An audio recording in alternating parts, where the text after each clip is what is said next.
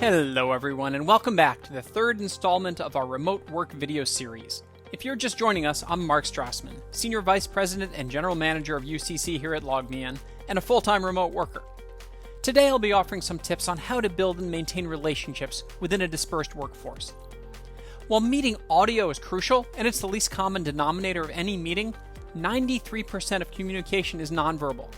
So nonverbal signs like behavioral patterns and body language are crucial to human communication. Whether it's a subtle nod or a yawn, we practice it every day when we're in the office, using these signals to inform how we communicate with our peers. But when we work remotely, much of that context can be lost. So let's talk through some ways to forge stronger connections with our teammates, even when working far apart from each other. First of all, encourage the use of video in meetings. See and be seen so everyone can read each other's body language. Next, involve everyone in meetings.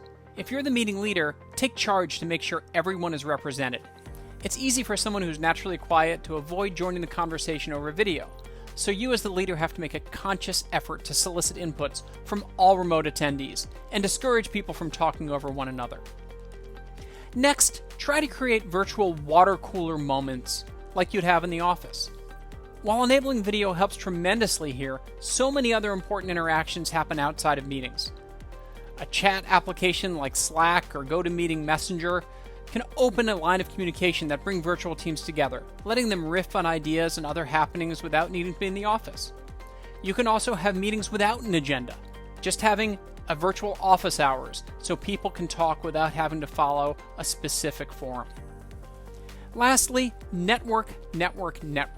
It's so much easier to nurture relationships with colleagues remotely once you've met them in person. So when you can finally return to the office or a meal with peers, make the rounds. Even something as small as a shared meal or cup of coffee can ensure your future interactions are more familiar, trustworthy, and effective. So that's it for today's session, but please join us next week for our fourth and final episode on how to avoid pitfalls of remote work. We'll see you then.